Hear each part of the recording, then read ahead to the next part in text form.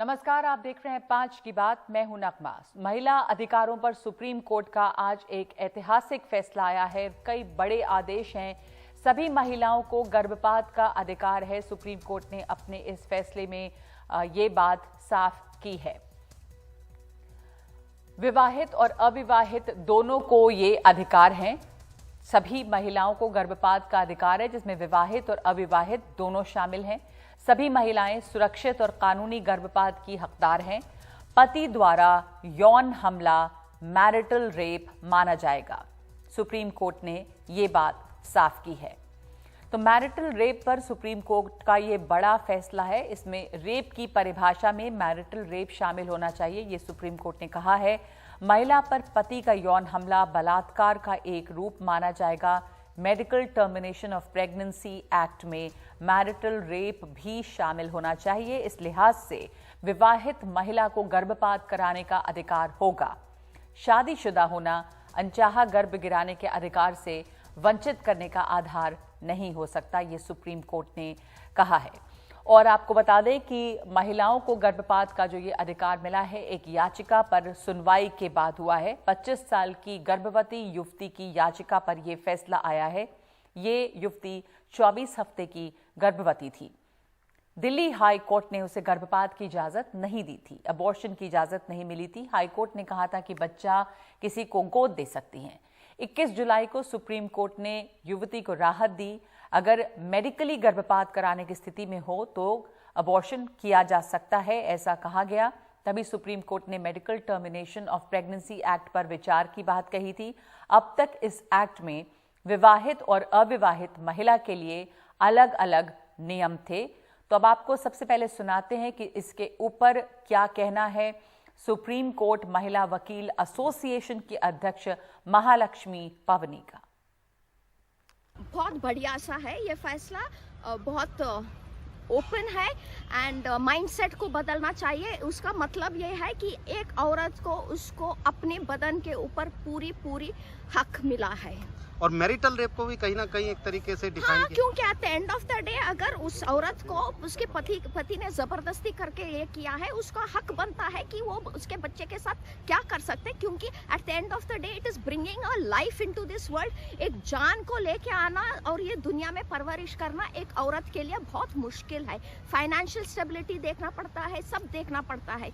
अगर वो जबरदस्ती का वो रिजल्ट है, नतीजा है बच्चा, तो उसका पूरा हक बनता है कि वो बच्चा को दुनिया में न लाए। इस बड़े फैसले का इसके असर हो सकते हैं और क्या चीजें पहले थीं जिससे इस ऐतिहासिक फैसले ने बदला है, समझना चाहेंगे हम। हमारे साथ दो खास मेहमान मौजूद हैं। अमित मिश्रा हैं जो याचिकाकर्ता के वकील हैं। धन्यवाद आपका अमित जी, हमें समय देने के लिए। और ये जो फैसला है, एक ऐतिहासिक फैसला है महिला अधिकारों को लेकर। आप याचिकाकर्ता के वकील रहे, तो मैं आपसे समझना चाहूंगी कि इस पे याचिका क्या थी और इससे अब जो फैसला आया सुप्रीम कोर्ट का, अगर हम बहुत साधारण भाषा में समझे आम लोगों के लिए, क्या बड़ा अधिकार महिलाओं को मिला है जो पहले नहीं हासिल था? First of all thank you ma'am, मुझे यहाँ इन्वाइट करने के लिए। हम देखिए, मैं एमटीपी एक्ट का जो ऑब्जेक्ट था 1971 में पार्लियामेंट ने बनाया इसको, वो बेसिकली था जो कोई भी वुमन है और उनको अनवांटेड प्रेगनेंसी होती है, तो और अनवांटेड प्रेगनेंसी वो कंटिन्यू नहीं करना चाहती, तो that amounts to cruelty, that amount to mental trauma and agony, और उनको राइट दिया गया है कि वो टर्मिनेट करा सकती है। बट ये राइट जो था लिमिटेड था 20 वीक्स तक, और ये राइट कन्फाइंड था सिर्फ मैरिड वुमन के लिए। जब सोसाइटी चेंज हुई हमारी, जब पता चला कि now this right is confined, और 2021 में इसको अमेंडमेंट कराएगा, इस एक्ट के अंदर अमेंडमेंट हुई और उसके तहत जो वर्ड था हस्बैंड, उसको रिप्लेस करके पार्टनर वर्ड यूज करा गया। इसका मतलब था कि लिव इन रिलेशनशिप को लीगलाइज किया गया। जो अनमेरिड वुमन भी हैं वो भी अपना टर्मिनेशन का राइट 20 वीक्स तक यूज कर सकते हैं। साथ ही साथ 21 एक्ट में एक और चीज ऐड करी गई, जो वल्नरेबल कैटेगरीज हैं उनको 24 वीक्स तक राइट दिया गया अबॉर्शन का। और वो 7 कैटेगरीज हैं। 7 कैटेगरीज के अंदर rape victim, minors, physically disabled, mentally retarded, divorcee, widow, ये सब फॉल करती थी। जो ये अनमैरिड वुमन थी, ये नहीं इस कैटेगरी में फॉल करती थी। जो पिटिशनर मेरे पास आई at that time, she was carrying pregnancy of 23 weeks 5 days, और वो अनवांटेड थी, और वो अनमैरिड थी। तो और जो प्रेगनेंसी अराइज हुई out of consensual relationship, therefore now petitioner filed the petition before Delhi High Court, which refused to because her name was not there. Hello? जी, आपकी Because आवाज her आ name रही was है, not there थोड़ी as रुक an रुक के unmarried आवाज आ रही woman. है। Yeah. As her name there in Rule 3B, unmarried woman was not there. Amit, मैं आपके पास दोबारा आऊंगी और आप कोशिश करें कि आपका वहाँ पे शायद नेटवर्क की प्रॉब्लम है, तो अगर आप हमारे साथ दोबारा डिस्कनेक्ट करके जुड़ सकें। हम जब तक करुणा से इस पर बात करना चाहेंगे। करुणा नंदी हमारे साथ जुड़ गई हैं, सुप्रीम कोर्ट की वकील। इसमें कई बड़ी बातें हैं आज जो सुप्रीम कोर्ट ने फैसला दिया है करुणा, और कितना आप इसे अहम मानती हैं? क्या मोटे तौर पर हम इसे समझ सकते हैं? महिलाओं के अधिकारों को किस नए क्या नए अधिकार उन्हें मिल रहे हैं? क्योंकि सिर्फ एक अबॉर्शन राइट्स की भी बात है, और ये भी है कि रेप की परिभाषा में मैरिटल रेप भी शामिल होना चाहिए। बहुत बड़ी बातें हैं दोनों। ये सुप्रीम कोर्ट का ऐतिहासिक निर्णय है, और स्पेशली इस वातावरण में जिसमें यूएस सुप्रीम कोर्ट ने डॉब्स वर्सेस जैक्सन डिसीजन में ये निर्णय लिया था कि महिलाओं को अपने शरीरों के ऊपर ये अधिकार नहीं है कि ये अधिकार नहीं है, अबॉर्शन कराना या ना कराना अधिकार नहीं है, कि ये लेजिस्लेचर्स मतलब वहाँ के पार्लियामेंट के ऊपर वो डिसीजन लेंगे कि महिलाएं डिसीजन ये नहीं लेते। तो इस वातावरण में ये निर्णय बहुत ही ऐतिहासिक है, और कई चीजें बताई गई हैं इस निर्णय में। तो मतलब उसको बारीकी से पढ़ा जाए तो ये दिखता है और ये दर्शाता है हमारा सुप्रीम कोर्ट कि चाहे आप शादीशुदा हैं, या तो आप तलाकशुदा हैं, या तो आपने कभी शादी नहीं की, या तो आप विधवा हैं, इससे फर्क नहीं पड़ता कि आपके शरीर, आपका शारीरिक जो अधिकार है वो सेम होता है। तो ये बहुत ही इम्पोर्टेंट चीज है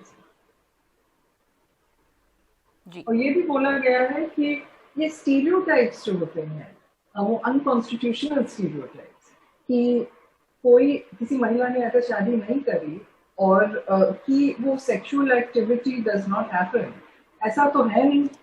और अगर इस कैटेगरी को हम इग्नोर करें और प्रिटेंड करें कि मतलब कि ये है ही नहीं, कि ऐसा होता ही नहीं है, तो फिर कई राइट्स भी इसमें करुणा आपकी भी आवाज कट रही है। हम साफ तौर से सुनना चाहेंगे कि आप क्या कह रही हैं। क्या आप दोबारा से हमें ज्वाइन कर सकती हैं डिस्कनेक्ट करके, क्योंकि आपकी आवाज कट रही है बार बार। इस बीच में हमारे साथ अमित मिश्रा वापस जुड़ गए हैं। तो अमित, बहुत ही सिग्निफिकेंट, बहुत महत्वपूर्ण है ये फैसला वुमेन्स राइट्स के लिए, महिलाओं के अधिकार के लिए। जैसा अभी बता रही हैं करुणा के, बहुत बड़ी बात यह है कि महिलाओं को अपने शरीर पर एक अधिकार की जो बात है वो है एक ऐसे माहौल में जब अमेरिका जैसे देश में, विकसित देश में एक रिग्रेसिव जजमेंट सामने आता है, और इसके अलावा आयरलैंड की मिसाल है सामने जहां पर एक महिला की जान गई, अबॉर्शन का अधिकार नहीं मिला। वैसे में ये जो फैसला आया है वो बहुत उसकी अहमियत है, और कैसा असर डालेगा ये, किस तरह का आप देखते हैं कि सोसाइटी में इससे क्या फायदा होता हुआ दिख रहा है महिलाओं को? This judgment will bring this judgment is first of all is a landmark judgment, and which will bring which will show India as a progressive, towards the progressive path, as already America has denied the right to their people. Iran may we are seeing what is happening, but in India is on the progressive path, giving their fundamental rights to each and every people. Here today now the Supreme Court has wonderfully unmarried women to terminate their pregnancy for 24 weeks. Amit मैं आपसे Not only this. Amit मैं आपसे request Hello? करना चाहती हूँ जी, मैं Hello? आपसे request करना चाहती हूँ कि Oh? आप हिंदी में बात करें, हमारा हिंदी चैनल है, अगर आप हमें हिंदी में समझा सकें इस बात को। माफी चाहता हूँ मैम। जी कोई मैम, बात जो आज का जो जजमेंट है सुप्रीम कोर्ट का, उन्होंने महिलाओं के लिए जो 24 वीक्स तक अभी तक अबॉर्शन नहीं करा सकती थी, उनको ये राइट दिया गया है। ये क्लियर कट कर दिया है कि उनको अब अपना राइट के लिए कहीं कोर्ट जाने की जरूरत नहीं है, किसी डॉक्टर को मजबूरी बताने की जरूरत नहीं है। नाउ दे कैन, वो अपना राइट क्लेम कर सकती हैं कि ऐसे हमें 24 वीक्स तक ये मेरी अनवांटेड प्रेगनेंसी है, मैं कंटिन्यू नहीं करना चाहती, मेरे लिए मेंटल ट्रॉमा है, मेंटल एगनी है, और मुझे अलाउ करा जाए। इससे पहले ये जो राइट था, खाली मैंने बताया जैसे रूल 3B के अंदर सिर्फ 7 लोगों के लिए अलाउड था, 7 कैटेगरी बनी हुई है, उन्हीं के लिए अलाउड था, और उसमें भेदभाव था कि अनमैरिड वुमेन का नाम नहीं था, जिसकी वजह से ये पिटिशनर जो मेरे पास आए थे, 24 वीक्स की प्रेगनेंसी ऑलमोस्ट हो चुकी थी जिनको हाईकोर्ट ने मना कर दिया था कि तुम्हारा अनमैरिड वुमेन नहीं होने की वजह से तुम्हें अलाउड नहीं कर सकते, रूल 3B में तुम फॉल कैटेगरी में फॉल नहीं करते हो, और उनको मना कर दिया गया। उसके बाद उनको सुप्रीम कोर्ट जाना पड़ा, और उन्होंने बताया कैसे ये भेदभाव हो रहा है मैरिड और अनमैरिड वुमेन के अंदर। जो डिवोर्सी, विडो और रेप विक्टिम, फिजिकली डिसेबल, ये अगर मैरिड हैं तो भी इनको अलाउड है, लेकिन अगर मैं अनमैरिड हूं तो आज मेरे को अलाउड नहीं है। तो ये मेरे आर्टिकल 14 का वायलेशन है, और मेरा रिप्रोडक्टिव चॉइस का वायलेशन है, बॉडीली इंटीग्रिटी वायलेशन है, पर्सनल ऑटोनॉमी का वायलेशन है। देयरफॉर आर्टिकल 21 का क्लियर कट वायलेशन है, और मेरे को मेरा राइट दिया जाए। और वो सुप्रीम कोर्ट ने कंसीडर किया, और आज खाली उस महिला को तो राइट दिया ही दिया, लेकिन ये पूरे भारतवर्ष में ये पूरी महिलाओं को, एक जो अविवाहित हैं, उन सबको राइट दिया गया कि जब भी वो चाहती हैं अपना 24 वीक्स तक वो अपना टर्मिनेशन प्रेगनेंसी करा सकती हैं। जी, तो उनको किसी को कोई रीजन बताने की किसी जरूरत तरह नहीं की है। कोई इजाजत की जरूरत नहीं, ये अधिकार है महिलाओं को, अब अधिकार ये मिलेगा, और इसमें जो भेदभाव था मैरिड और अनमैरिड वुमेन का, उसको खत्म किया गया है। Medical termination of pregnancy act जो था, उसमें ये बहुत बड़ा बदलाव है। करुणा, एक इंपॉर्टेंट बात इसमें और भी आपसे समझना चाहेंगे कि इसमें मेडिकल टर्मिनेशन ऑफ प्रेगनेंसी में मैरिटल रेप भी शामिल होना चाहिए, ये भी सुप्रीम कोर्ट ने कहा है। ये बहुत एक बड़ा स्टेप है, तो इसके बारे में आप हमें समझाएंगी, क्योंकि इसको लेकर कई तरह की मुश्किलें थी, एक लड़ाई इसके ऊपर लड़ी जा रही थी, और अब ये बताया गया साफ तौर पे, सुप्रीम कोर्ट ने कहा है कि रेप की परिभाषा में मैरिटल रेप शामिल होना चाहिए। आप रिपीट कर सकते हैं? अभी वॉल्यूम बढ़ गया है। आवाज आ रही है आपकी? आप सुन सकती हैं मुझे? जी। हाँ, जो एक और सुप्रीम कोर्ट ने आज फैसला दिया जिसमें मैरिटल रेप की बात है, और इसमें यह भी कहा गया है कि medical termination of pregnancy act में मैरिटल रेप भी शामिल होना चाहिए। इस बिंदु पे भी ये एक स्ट्रगल चला है इसको भी शामिल करने के लिए, तो इसके बारे में भी आप हमें समझाइएगा कि ये कितना इम्पोर्टेंट है और इसका क्या आप असर देखती हैं, इम्प्लीकेशंस। इस बिंदु पे हम सुप्रीम कोर्ट की याचिका में आर्गुमेंट सबमिट किए हैं, और हमारा केस चल रहा है, तो इसके ऊपर हम टिप्पणी नहीं कर पाएंगे। लेकिन ये लिमिटेड बात हम बताना चाहेंगे कि मेडिकल टर्मिनेशन ऑफ प्रेगनेंसी के तहत तो ये कहा है, ये बहुत ही इम्पोर्टेंट बात, क्योंकि रेप की परिभाषा क्या है? वो बोला गया है कि rape is sexual intercourse without consent. बहुत सिंपल सी बात है कि नॉर्मल जो डेफिनेशन है रेप का, it is sex without consent, मतलब बिना रजामंदी के अगर कोई किसी को फोर्स करे सेक्स के लिए, तो फिर दैट इज। तो ये जो बात कही गई है, ये बहुत ही महत्वपूर्ण, और हाँ, लेकिन मेन चीज जो है इस जजमेंट में, वो महिलाओं का जो जन्मसिद्ध अधिकार है अपनी शरीरों पर, ये जो रिकग्निशन, ये बहुत ही महत्वपूर्ण चीज है और ऐतिहासिक चीज, क्योंकि सुप्रीम कोर्ट डिसीजन जो था यूनाइटेड स्टेट्स में, वो इतना डिटेक्टिव था, और कुछ हद तक रिलीजन पे बेस्ड था, और कुछ हद तक जस्टिस लॉर्ड हेल, जिन्होंने मैरिटल रेप के ओरिजिन, जिनकी आवाज से मैरिटल रेप जो आज हमारे कंट्री में, वहां से जो आया था, उस बेसिस के साथ। जी यहाँ पे साफ साफ बोला गया था इन प्रोसीडिंग्स में कि हम यूनाइटेड स्टेट्स बिल्कुल कि हमारे देश में महिलाओं के अधिकार हैं। तो फिर ये बहुत इम्पोर्टेंट। जी जी, धन्यवाद आपका करुणा। अफसोस के ये आपकी नेटवर्क आपका और अमित दोनों का बहुत अच्छा नहीं है, इसलिए बहुत साफ आपकी आवाज़ नहीं आ पा रही है। लेकिन आपने बताया कि बहुत ऐतिहासिक ये फैसला है एक ऐसे माहौल में जब सुप्रीम कोर्ट ऑफ अमेरिका ने बड़ा ही एक दकियानूसी फैसला दिया और वहां पर इस बात को लेकर इस बात को पलटा गया। लेकिन भारत में ये आज़ादी, ये रिकग्निशन कि महिलाओं को अपने शरीर पर अधिकार है, ये एक बहुत बड़ा फैसला आज सुप्रीम कोर्ट ने दिया है।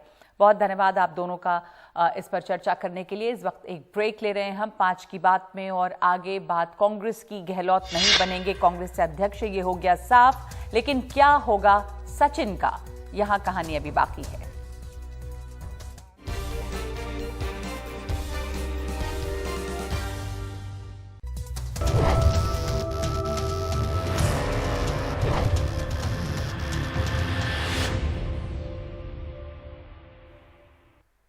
तो अब कांग्रेस की खबर, जहां साफ हो गया है कि मुख्यमंत्री अशोक गहलोत अध्यक्ष पद के लिए अब चुनाव नहीं लड़ेंगे। और कुछ देर पहले वो मिले भी हैं सोनिया गांधी से, जिसके बाद उन्होंने ये बातें साफ की हैं। लेकिन सवाल ये बना हुआ है कि अब सचिन पायलट का क्या होगा।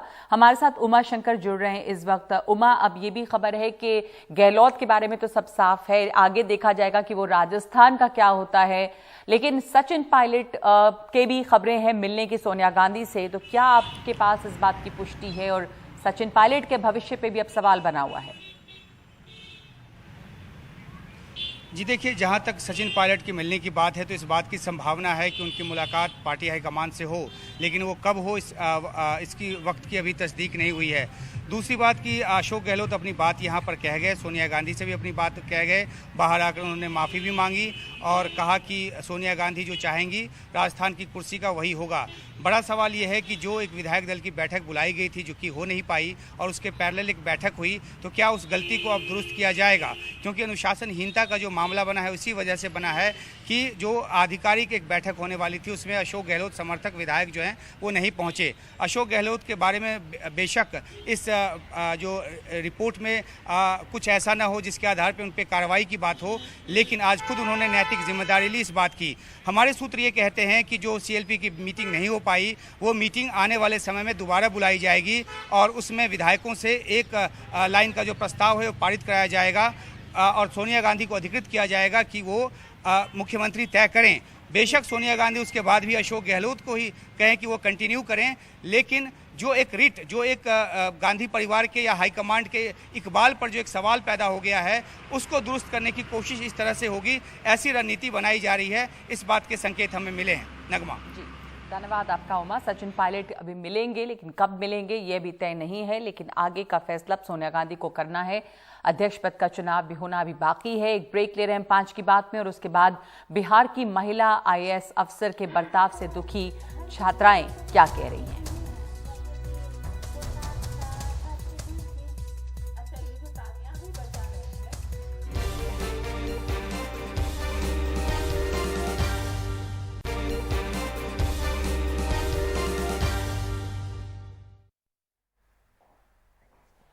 राजस्थान की उथल पुथल को लेकर सब लोग ये सोच रहे हैं कि आगे राजस्थान में क्या होगा। अध्यक्ष पद पर चुनाव तो नहीं लड़ेंगे गहलोत, लेकिन राजस्थान के CM कौन होगा? और अब खबर आई है कि राजस्थान के CM पर फैसला 1-2 दिन में होगा। कांग्रेस नेता वेणुगोपाल का बड़ा बयान आया है इसके ऊपर।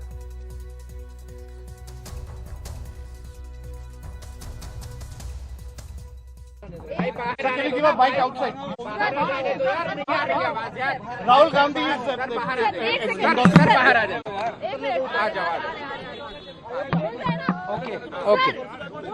Congress says Rahul Gandhi endorsing Mr. Digvijay Singh. Gandhi supporting any candidate president. No, that we already told. Congress president is going to be a neutral in this election. Yeah. Let us wait for the nominations. We will get a clear-cut picture tomorrow evening. Mr. Ashok Gehlot said that he is taking moral responsibility, he is not contesting. Yeah. Is there a possibility now Mr. Ashok Gehlot continuing as Chief Minister of the state, or because he has left it to Congress President? That decision Congress president will take within 1 or 2 days. So there is a possibility of him resigning before that. No, I cannot say anything. That decision of Chief Minister of Rajasthan will be decided by the Congress President within 1 or 2 days. That's all. Okay.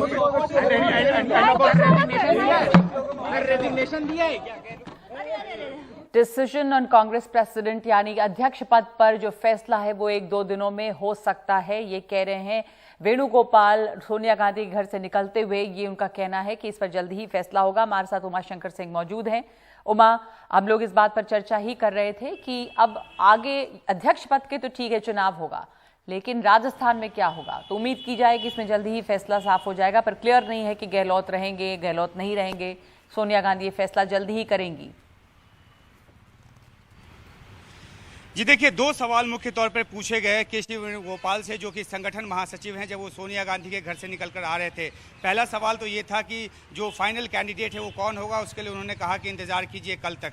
दूसरा सवाल जो पूछा गया कि गहलोत को लेकर कि क्या वो कंटिन्यू करेंगे, उन्होंने कहा कि सोनिया गांधी जो है इस पर 1-2 दिनों में फैसला लेंगी। तो जाहिर सी बात है कि जैसा हम रिपोर्ट कर रहे थे, जो हमारे सूत्र कह रहे थे कि एक बार फिर से CLP बैठक जो है वो बुलाने की कवायद होगी, लेकिन वो कवायद कब होगी ये देखना होगा। लेकिन जाहिर सी बात है कि अशोक गहलोत के गले पे जो तलवार लटकी थी, सिर पे जो तलवार लटकी थी, वो अभी तक हटी नहीं है। अपने तौर पे तमाम बातें गहलोत अंदर कह आए। उन्होंने बाहर आके जो मीडिया बाइट दिया उसमें उन्होंने माफ़ी की बात भी की, लेकिन क्योंकि जो एक विधायक दल की बैठक होनी थी जिसको कि सोनिया गांधी से गो अहेड मिला हुआ था, वहाँ पे पर्यवेक्षक गए, वो बैठक नहीं हो पाई। तो माना ये जा रहा है कि वो गांधी परिवार या कांग्रेस हाईकमांड की नाफरमानी है। तो ऐसे में अब जबकि खुद अशोक गहलोत ने ये कहा है कि मैं मुख्यमंत्री रहूंगा या नहीं रहूंगा ये सोनिया गांधी डिसाइड करेंगी, तो अब क्योंकि अध्यक्ष पद पे सारा फोकस है, उम्मीदवार तय करने पे फोकस है, कल एक बार ये मामला निपट जाए, उसके बाद एक बार फिर ध्यान राजस्थान की तरफ जाएगा। और जैसा कि केशरी वेणुगोपाल ने दोहराते हुए 2 बार कहा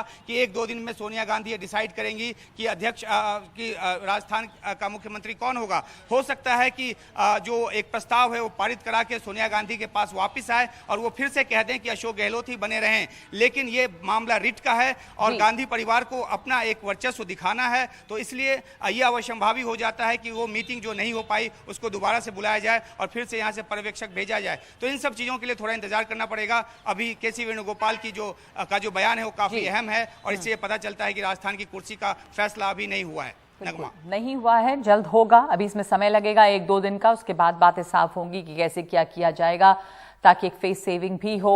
यहाँ पे कांग्रेस हाईकमांड के लिए धन्यवाद आपका उमाशंकर। इस वक्त एक ब्रेक ले रहे हैं हम 5 की बात में, और ब्रेक के बाद बांधवगढ़ में अतीत का खजाना।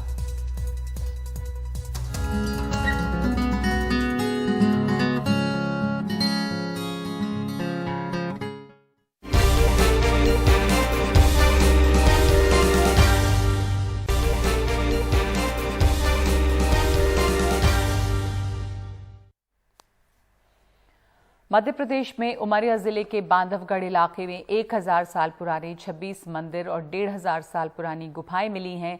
भारतीय पुरातत्व विभाग की इस बड़ी खोज में इन 1000 साल प्राचीन मंदिरों में 2 बौद्ध मठ, 2 स्तूप, 24 ब्रह्मलिपियां, 46 मूर्तियां और दूसरी से लेकर 15वीं शताब्दी की 19 पानी की संरचनाएं मिली हैं। जो प्रतिमाएं ASI ने खोजी हैं उनमें भगवान विष्णु की शयन मुद्रा वाली प्रतिमा, वराह की बहुत बड़ी प्रतिमा बेहद अहम है। इस बड़ी खोज के लिए ASI ने बांधवगढ़ के करीब 170 स्क्वायर किलोमीटर इलाके की पहचान की है।